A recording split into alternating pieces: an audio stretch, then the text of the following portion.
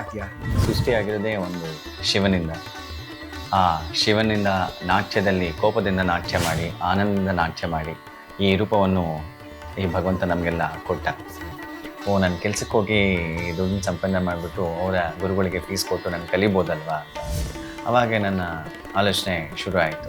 ಆ ಮಹಾಬೃಂದ ನಾಟ್ಯದಲ್ಲಿ ಆ ಸಂಜೆ ವೇಳೆಯಲ್ಲಿ ಒಂದು ಮಹಾಬೃಂದ ನಾಟ್ಯ ಮಾಡ್ತಾರೆ, ಆ ಗ್ರೂಪಲ್ಲಿ ಸೇರಿಕೊಂಡು ಅದನ್ನೇ ನಾವೆಲ್ಲರೂ ಸಾಧನೆ ಮಾಡಿಬಿಟ್ಟು ಒಂದು ಅಚೀವ್ಮೆಂಟ್ ಮಾಡಿ ಸಕ್ಸಸ್ ಮಾಡಿದ್ವಿ. ನಮ್ಮ ಭಾರತ ದೇಶಕ್ಕೆ ಒಂದು ಹೆಮ್ಮೆ ಕೊಡುವಂತ ತೊಗೊಂಬಂದಿವಿ ನಾವು ಆ ಟೈಮಲ್ಲಿ.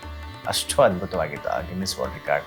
ನಮಸ್ಕಾರ, ಕೈ ಎರಡು ಜೋಡಿಸ್ಬಿಟ್ಟು ನಮಸ್ಕಾರ ಕೊಡ್ತಾರೆ. ಯಾಕಂದರೆ ನಮ್ಮ ಭಾರತೀಯ ಸಂಸ್ಕೃತಿ ಅನ್ನೋದು ಅಷ್ಟು ಒಳ್ಳೆಯದು ಆ್ಯಂಡ್ ಒಂದು ಗ್ರೇಟ್ನೆಸ್ ಅಂತ ಹೇಳಕ್ಕೆ ನಾನು ಇಷ್ಟಪಡ್ತೀನಿ. ಹಜರತ್ ಸೈಯದ್ ತಾಜುದ್ದೀನ್ ಅವ್ರಿಗಲ್ಲೂ ಪರ್ಫಾರ್ಮೆನ್ಸ್ ಕೊಟ್ಟಿರ್ತೀರಾ, ಕಿತ್ತೂರು ರಾಣಿ ಚೆನ್ನಮ್ಮಾವತನ್ನು ಕೊಡ್ತೀರಾ, ಬಹಳಷ್ಟು ಕ್ರಿಶ್ಚಿಯನ್ ಇವ್ರುಗಳಲ್ಲೂ ನೀವು ಹೋಗಿ ಪರ್ಫಾರ್ಮೆನ್ಸ್ ಕೊಟ್ಟಿರ್ತೀರಾ.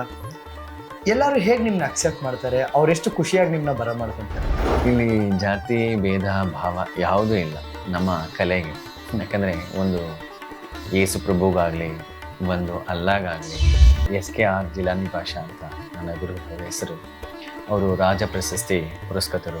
ನಿಮ್ಮ ಶಿಷ್ಯಗೆ ಕೊಟ್ಟಿರೋದು ಒಂದು ವಿದ್ಯೆ ಏನಿದೆಯಲ್ವ, ಅದು ಮಹಾ ಪುಣ್ಯ ನಮಗೆ ಅಂತ ಅವರು ಪೇರೆಂಟ್ಸ್ ಹೇಳ್ತಾ ನಾನು ಬೇಡ ಹಾಕಬೇಡ್ರಿ ಅಮೌಂಟು, ನಾನೇನು ಹೇಳ್ಕೊಟ್ಟಿಲ್ಲ, ಕೋವಿಡಲ್ಲಿ ಲೈವ್ ಕ್ಲಾಸ್ ಕಲ್ತ್ರೇ ಬರೋದು ಡ್ಯಾನ್ಸಿಗೆ ಅಂತ ಹೇಳ್ತಾ ಇದ್ದೆ ನಾನು.